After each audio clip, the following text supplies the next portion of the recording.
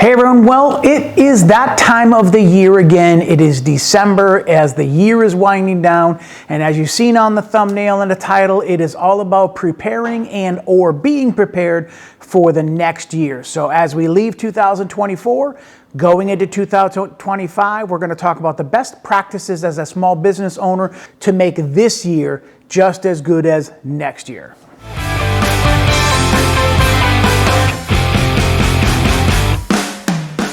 Hey everyone, so we're going to talk about the best practices as a business owner for you to do and to implement into your strategy and or preparations for the next year. So for me, as a wedding photographer, as I do wind down the end of the year, as I come down to my last wedding that I just did, I always look back and reflect. And we're going to talk about later on the difference between looking at it as New Year's resolutions and looking at it last year as a review. There's a big difference between the two. So we're going to talk to you about the simple things that I do as a business owner that are necessary to make preparations for the next year. All right, so the first thing we're going to talk about is your CRM. What are you using for your website and invoices and all of your inquiries that come in? My website is done through BookFocal.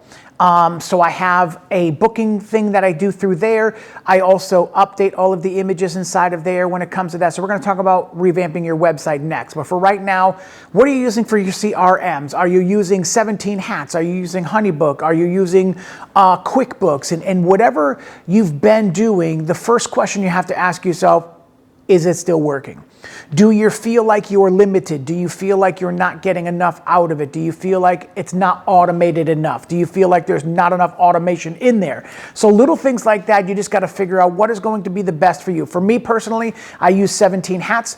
I'm grandfathered into their plan, and I love everything about the 17 Hats. I can create mini sessions, I can create dates, everything that's connected to my calendar through my Google Calendar. So everything that goes into when I come in for an inquiry, the first thing I do is add the date in, and it tells me if I'm booked already or not. So 17 Hats I feel like has been, for me, I've heard good things about Honeybook also, but I guess you're just gonna have to pick. It's like Nikon, Sony, and Canon. Just pick the one that works best for you, whatever you're more comfortable with. Same thing with Honeybook and 17 Hats and so on and so forth. So if you feel like something's not working for you, that's when you have to entertain the thought of, what can I do differently? What should I do differently? What do I need to do differently? And what? So for me, 17 Hats works. I'm able to do everything inside of there. It's connected to my website. So anytime I get an email about an inquiry, about a bride or a groom or a headshots or whatever it was that went through my website, I get an email notification.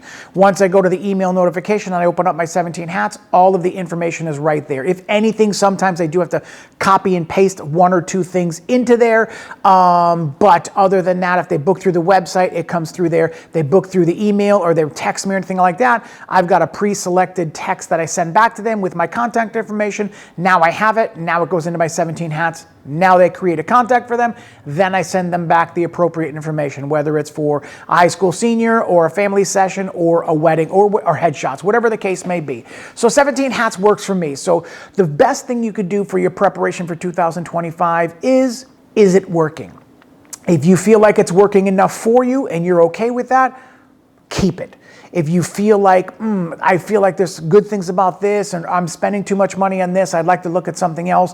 Your off season is the best time to do that because you don't want to do that in the middle of the summer when you're a wedding photographer or DJ and you don't want to go working through your new invoices and new plans and glitches and things like that. You want to do that in your off season.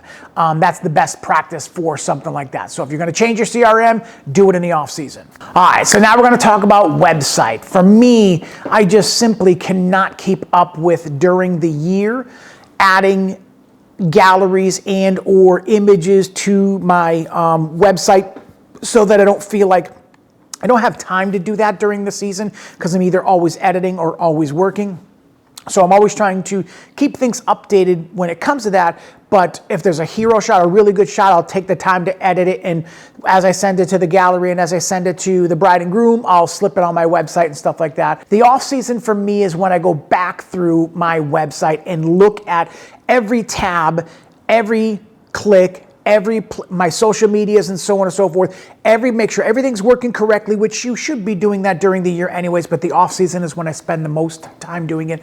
That's when I go in and revamp my website and probably take a good 50% of my images out, and then put another 50% of my images back in that are a little bit more updated, that are a little bit more creative, that are a little bit more better than last year, or I want to show this more, or there's a venue that I'm trying to get involved with, so I put their pictures up on my website and stuff like that. So you got to update your website, and the best time to do that is in the off season. So if it does go down for any reason, off season is, people are looking at websites all the time, so there's really no good time to do that. But if you're going to do it quick and get it done right. So the other thing I want to talk about is updating your social medias. Pinterest, if you're doing that. I only use it for references. I don't post pictures there. Instagram, TikTok, LinkedIn, Twitter, X, whatever you want to call it, Facebook. Be up on your social medias when it comes to going to the bio and making sure all the information is in there that is correct. Not that it was wrong for the past year, but just see if there's anything new that you wanted to add to it or exclude from it. Meaning, I'm not doing families anymore, so I want to take that out of my bio. Or I'm not doing headshots anymore, so I want to take that out of my bio. Or I'm going to go into the corporate headshots. Now I'm going to add corporate headshots to my bio. So add and deduct according to that. So revamp your website and go over your social media. I keep updated on that. Those are two things you want to do in your off season. Perfect. The next thing in your off season, which typically happens for me, it ended up being the second weekend of December. And then weddings don't pick up for me again until April or March or April of 2025. So there's a good stretch of time that is not blocked off for weddings and things like that. I just revamped my website and I just retarget my advertising for families, high school seniors, and headshots and maternity. So there's a little bit of a balance coming in, of money coming in the off season, and then go right back to the weddings. But you're still answering your emails, you're still doing the bridal shows and things like that.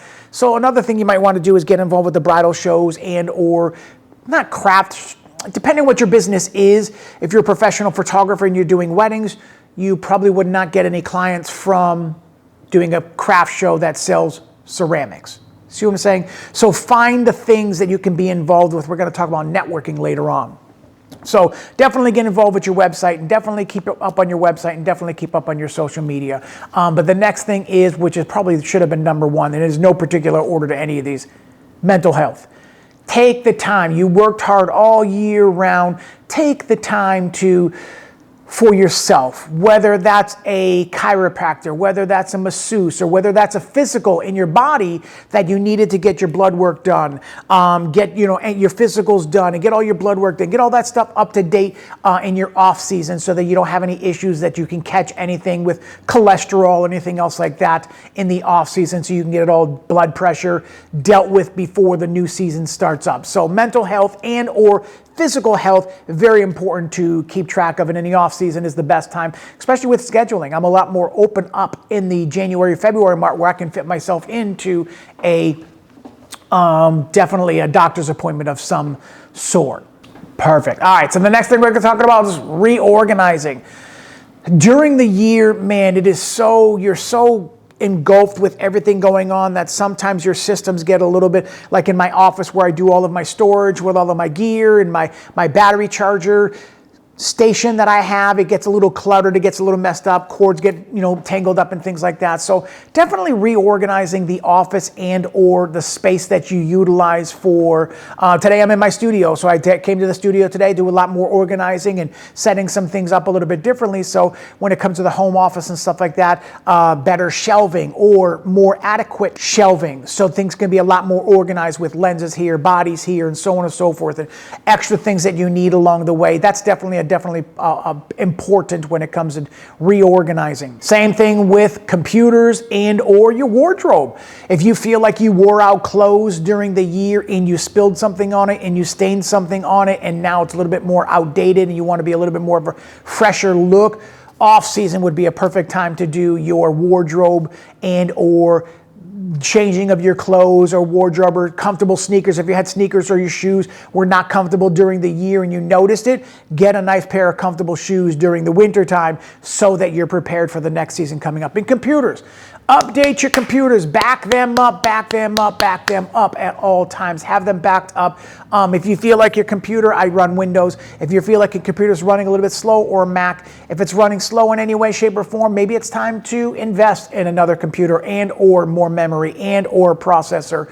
I use gaming computers because they have a faster processor and they come with more memory right out of the box. So gaming PCs are what I use my computer. So I have two in my office, and I have one that I put all of my primary files on. So when I come home with the second shooter's files, I edit all of my folders and files on this computer over here, and then I put all of these second shooter's images on this computer over here. They both back up to external hard drives, plus I back up the cards, and then I put the cards in a certain spot. So for me, efficiently wise, I can do all my editing on this one over here. While that's exporting out of Lightroom, I can go over to this computer over here and start importing and start editing my second shooters folders and things like that. Once that's done and exporting out, I can come back down over here, import some more, export some more, and back and forth. And then I do SSE drives if I want to take my work from my home, from my personal office, and take the computer. I just take the drive from there, bring it to my studio, and then I have another PC gaming computer there where I plug in the SSD drive, and then I run files through there on my computer when I have somebody coming in for headshots. I can do things before and I can do things after they get here. So it just helps me be a little bit more efficient to deliver faster. And if you deliver faster, you look better in the long run. So computers, wardrobe, office, organization, top priority. All right, definitely in the off season is when I have a lot more time for networking. So once a month we do a networking event with professional vendors, wedding vendors in my local area of Western Massachusetts. So once a month we will have a meeting and just go grab a coffee and just talk and chat and catch up and talk about what's happening for the next season. What do we see trends wise happening, coming and going trends wise. We have conversations like that all the time. So networking, getting involved with your Chamber of Commerce of your city and your state, always another plus when it comes to that. So networking is something that is a year-round job at all times. Don't just sit home and complain that there's no work coming in if you're not networking with anybody. This is the time that I look back on my calendar for next year and I start making my plans for vacation. So if I have to block off 2 weeks to go to a cruise to Jamaica or wherever we go on our cruise, I have to block that off in the calendar prior to anybody reaching out to me for a wedding or any business and things like that. So I am constantly updating my calendar with either things that I have to have blocked off so they don't make the mistake of double booking myself, and making sure that if somebody reaches out to me, if I'm booked, I can send them information about other DJs or photographers or anything else in the area. Because I'm already booked, I'll send it to somebody else. So that goes along with the networking part of that, but it also goes along with the part of planning your vacations accordingly when it comes to that. I try and do one in the wintertime. I'm not doing too much, so I tend to just be a little bit more relaxing and just keeping myself busy. But I do a half-year vacation where I kind of take that week off to just kind of disconnect and decompress. Then I come back at it when it comes to getting ready for shows and stuff like that and getting ready for weddings and things like that. So that's my plans for that. And everybody's different when it comes to that. Just block some time off for yourself to just decompress. Very important. So I want to talk to you about, don't make this year and the end of this year, don't make it a resolution. Resolutions, 80% of resolutions are failed by February. That is a statistic that I had to Google and look up, and that's exactly what it had said. It had said that 80% of the people that have made New Year's resolutions have failed by February. And that's a scary thought. So don't look at what you're going to do now as New Year's resolutions to make your life better and or things like that. Look at them as a reset. Just look at them as a year in review. I heard that on somebody else's YouTube channel that I was looking at also. Just look at it as a year in review. Go back to January of whatever the year was. This is 2024. So go back to January and look at everything that you did in January and February and March and April and all the way throughout the month, and see what you did last year at this time, and see what you can do differently and or better. Very, very important. If you did nothing last year, don't do nothing again and then sit there and complain because there's no work coming in and nobody's calling you if you ain't doing the hustle. You know, hustle makes a difference, and you know, hard work pays off, and you can't just hope the phone's going to ring and somebody's going to find you if you're not ever doing anything else to put yourself out there, networking and so on and so forth. So look at the past year as a year in review. What you can do differently, positively and negatively, and then get ready for that new season to come in the next couple of months and be prepared for that. So you're rejuvenated, you're refreshed, and you're ready to go, and you've got everything lined up as much as you possibly can. And there's certain things in life that you can't control, but at least the things that are in your control, you've done something about it. If something falls apart and you didn't, you know, lay the foundation of doing everything right, and if your website, you know, crashes and all of a sudden you're wondering why it crashed and you haven't did any updates on it, you haven't checked on it in 6 years, well, things are going to fall apart. Things need to be updated when it comes to that. But that's your responsibility, is to double check all of that stuff. So going back again, reflecting back to January, February, March of 2024, looking to see what you did, looking to see what you didn't do, and looking to see what you can do better this year. Now, I know that I did not do enough of resting last year, and I knew that I did not, because I worked a lot getting my business back up to where it needed to be because I quit my corporate job. So find yourself in that position of figuring out what you need to do. The rest is important. If you need to take 4 months off and you can afford to take the 4 months off, go for it. I can't afford to take the 4 months off. I got to hustle, and I got bills to pay, and I got a studio to pay for. So for me, it's a constant hustle when it comes to that, and I rest when I can. But your mental health is important. The website is important. Make your business preparations for your CRMs and so on and so forth. But as long as you're lining all of the ducks up, you've got a less chance of a problem, something happening. So just remember that. If you're doing things to make things better, you've got a better chance of things not falling apart. So just remember that. So I heard this quote the other day: a champion doesn't become a champion in the ring.